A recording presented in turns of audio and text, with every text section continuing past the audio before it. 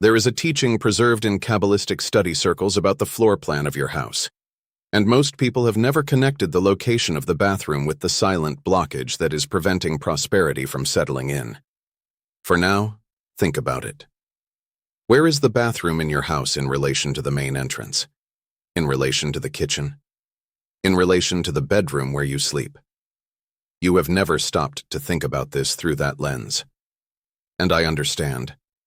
Because no one teaches this outside the study circles where these texts are preserved.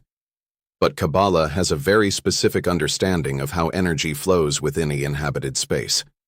And the bathroom, due to its unique function of receiving and eliminating, occupies a very particular place in this energetic map.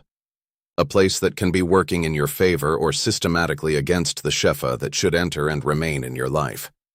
It is not feng shui. It is not Western esoteric architecture. It is a reading of physical space through the lens of the Sephirot, the Kabbalistic map of reality, which has roots in texts dating back centuries. Stay until the end. Because besides identifying the problematic positions, I will give you a complete correction protocol for those who cannot change the structure of the house, but can change the energetic relationship with the space. If you haven't subscribed yet, do it now. And tell me in the comments. Have you ever felt that there is something in your house that is not right? An area that seems to suck energy instead of generating it, without being able to name what? I want to understand what our community is perceiving. Let me share a story that came to me as a family parable. Imagine a Jewish family that had prospered for generations in the same neighborhood. When the patriarch passed away, the children divided the businesses, and each built their own house. Two prospered. One, the middle one, the hardest worker of the three, always lagged behind. The same effort, the same character, the same faith. But something in his house was not flowing. Years later, an elder of the community, a woman who had studied the texts with her rabbi father since childhood, visited the three houses. She left the third and said to the middle son, with all kindness, "Your main bathroom is directly in front of the entrance door. Every time someone opens the door to your house, the first thing that the shefa encounters is the elimination channel. You have built a house where abundance enters and immediately finds the exit." He was silent for a long moment. Then he asked what to do. Because he couldn't demolish and rebuild. The elder smiled. "I never said you need to demolish. I said you need to understand. And by understanding, you can correct. Today, you will understand three things. First, how Kabbalah maps the domestic space within the system of the Sephirot, and why each room has an energetic function beyond the physical function. Second, the three bathroom placements that tradition identifies as problematic for the flow of shefa, and the precise logic behind each one. Third, the 5-layer correction protocol. What to do when you can't change the structure, but can transform the energetic relationship with the space. But first, the foundation. Because without it, everything I'm going to say seems like aesthetic preference. With it, it's spiritual geometry. In Kabbalah, space is not neutral. Just as time has mazal, specific quality and flow in each moment, space has makom, makvam, place with quality and intention. Makom is also one of the divine names. When tradition refers to the Creator as hamakom, the place, it is declaring that God is the space in which all existence occurs. That space is not an empty container. It is a living dimension, with quality, with intention, with the capacity to amplify or diminish what happens within it. And the house, bayit, is, in Jewish tradition, much more than a physical structure. It is the space where Shekhinah, the divine presence, can reside or not reside, depending on how the space is built, organized, and inhabited.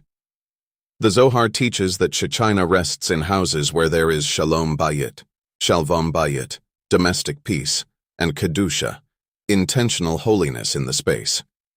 And where Shekhinah rests, shefa flows. The question then is not just, where is my bathroom? It is, How does the location of this room affect the ability of Shechina to reside in my house? Before talking about the bathroom specifically, I need to give you the basic map of domestic space in Kabbalah. The entrance of the house, Pitach, corresponds to Yesod on the map of the Sephirot. Yesod is the channel, the foundation, the conductor. It is where the Shefa enters the space. The mezuzah, fixed on the front door is not decoration. It is an act of consecrating the entry channel, declaring that the Shefa that enters through this door enters a space of Kedusha. The kitchen, mitbach, corresponds to Netzach and Hod, creativity, transformation, the splendor of what is nurtured and prepared. It is where raw ingredients become sustenance. It is the laboratory of material transformation. The bedroom, as we have discussed in previous videos, corresponds to the space of renewal of the neshama. It is where the soul ascends and receives during sleep. And the bathroom, shervtim, is the space of beaver, elimination, purification, the exit of what has been processed and no longer serves. In tradition, the bathroom is a space of tuma, not in the moral sense of impurity, but in the energetic sense of cycle completion. It is where processing ends and waste exits. This creates a very clear logic. The bathroom is functionally the opposite of the entry channel, where Yesod, the door, is the arrival point of Shefa. The bathroom is the exit point of the processed. And when these 2 points are poorly positioned in relation to each other, what tradition would call bilbviel, confusion, an improper mix between what should enter and what should exit is created. Now the 3 problematic positions. Problematic positioning. 1. Bathroom in front of or adjacent to the main entrance. This is the most critical. When the entrance door, Yesod, the channel of arrival of Shefa, points directly to the bathroom, an energetic short circuit is created. Shefa enters. But the first force it encounters is the force of elimination. It's like trying to fill a bucket with a hole in the bottom. The flow enters but is immediately directed to the exit. Families living in this configuration often report a specific pattern. Money comes in, but it doesn't stay. It seems that there is always an unexpected expense, an emergency, something that consumes what arrived before it could accumulate. This is not punishment. It is energetic geometry. The space is constructed in such a way that the Shefa cannot find a place to land. Problematic positioning 2. Centrally located bathroom without proper closure. The center of the house, in the Kabbalistic view, corresponds to Tiferet, Tip-Eret, the heart of the system. It is the point of balance, the place where all energies converge and harmonize.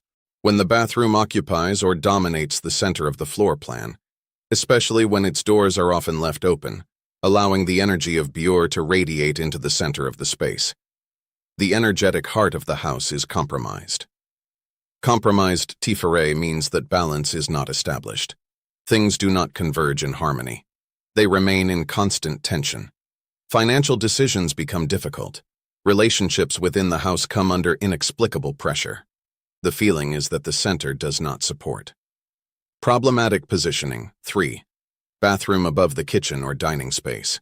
In 2-story apartments and houses, this configuration is more common than it seems, and tradition has a specific sensitivity about it.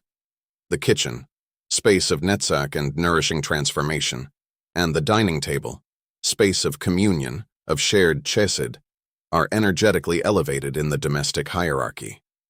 They nourish, they sustain, they congregate. Having the space of biur, of elimination, literally above the space of nourishment creates a hierarchical inversion. What should be lower, what has been processed and needs to go out, is positioned above what should be higher, what nourishes and sustains.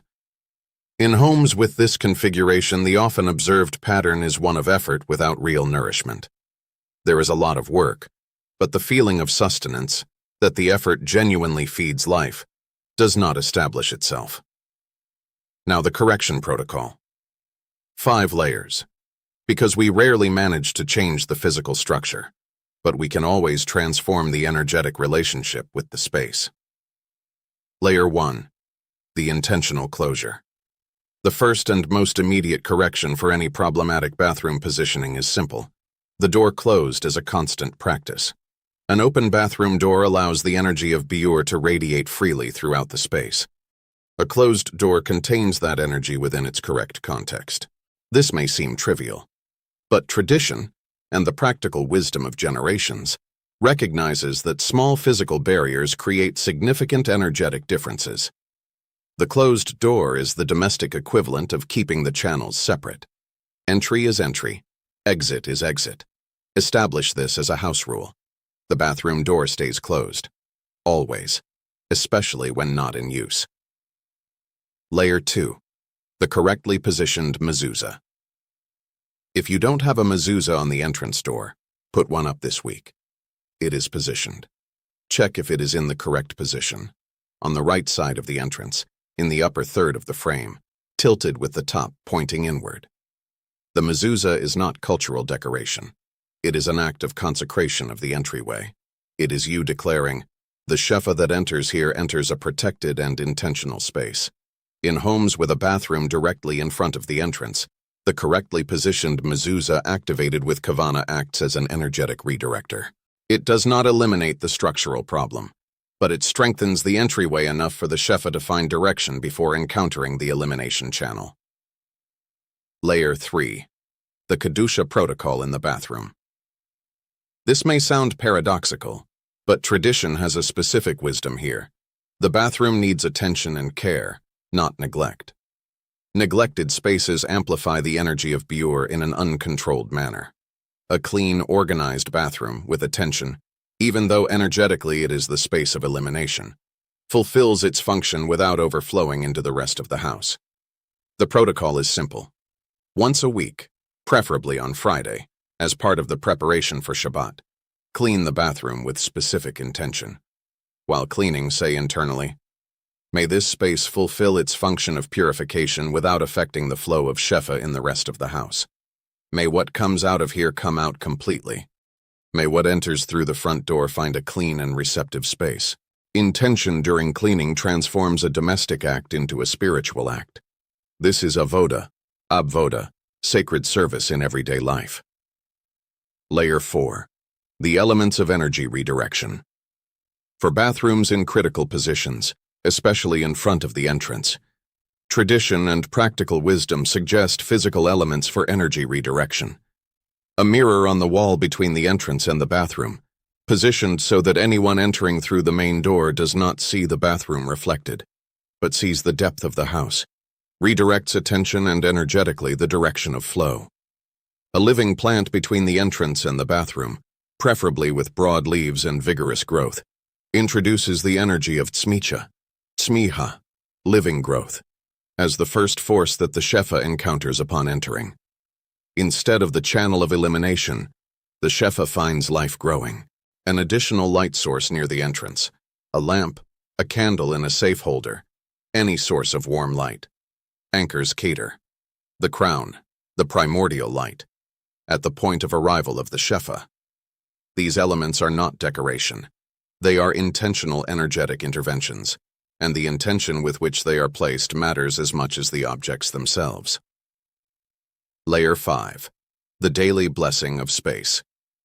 This is the most powerful layer, and the most neglected. Every morning, before leaving home or at the start of the day inside it, take a moment at the entrance. Look at the space, and declare, may this house be a bayit ne'eman, a faithful house. May the shefa that enters through this door find clean and open channels. May what needs to leave, leave completely. May what needs to stay, stay and grow. May the Shekinah rest in this space. 30 seconds. Every day. For 40 days. The complete cycle of transformation in the Jewish tradition. At the end of 40 days, observe your relationship with the space. Notice if anything has changed. Not necessarily in the structure, but in the feeling of how the house receives and supports. A pattern that frequently appears among people who begin to consciously work with the space where they live. The first change is not financial. It is in the quality of presence within the home. People report feeling the house differently, more receptive, more supportive, more alive. And when the space where you spend most of your time starts to feel different, you begin to feel different. And when you feel different, you decide differently. The geometry of space affects the internal geometry. This is not a metaphor. It is the logic of Makom, of place as a living dimension. I need to be honest about what this protocol does and what it does not do. If your financial situation has real structural challenges, debts, insufficient income, lack of reserves, repositioning elements in the hallway does not solve that. Concrete action in the material world will always be necessary. What this protocol does is remove layers of energetic dissonance that may be adding unnecessary resistance to a situation that is already challenging. It's like removing friction from a mechanism that is already struggling to function. The mechanism still needs real maintenance, but without the unnecessary friction, it operates better with the same effort. And sometimes, in a situation where everything seems the same, removing unnecessary friction is enough for the movement that was repressed to finally happen. Tell me in the comments, what is the position of the bathroom in your house in relation to the entrance? And have you ever felt, even before this video, that there was something about this configuration that didn't flow well? These concrete accounts help our entire community understand how these teachings apply to different floor plans and living realities. Blessed are you, Hashem, our God, King of the universe, who has sanctified us with his commandments and commanded us to affix the mezuzah. This blessing, recited at the act of placing the mezuzah, is one of the oldest in tradition, and it speaks of sanctification through a physical, concrete act in a specific space. The Creator did not ask for abstract holiness. You asked for holiness anchored in place, at the door, in the house, in the space where life happens. May your home be a channel of Shefa. May each room fulfill its function with Kedusha. The bathroom illuminating completely, the kitchen nourishing fully, the entrance welcoming with open arms what the Creator has already set aside for you. May the Shekinah find a home in your house, and where Shekinah rests, abundance may flourish. Shalom uvracha, peace and blessing upon you, your home, and all who dwell in and visit this space. In the next video, finally, the teaching of the Baal Shem Tov on Simcha and prosperity that I promised 3 videos ago. Why the founder of Chassidism taught that joy is not a consequence of abundance, it is the cause. And the protocol he left to transform states of anxiety and financial sadness into a real opening for Shefa. A teaching that will fundamentally change how you understand the connection between what you feel and what you manifest. Don't miss it. Share this video with someone who is building or renovating a house right now. The floor plan they choose will accompany them for years, and this information can make a real difference. Until next time.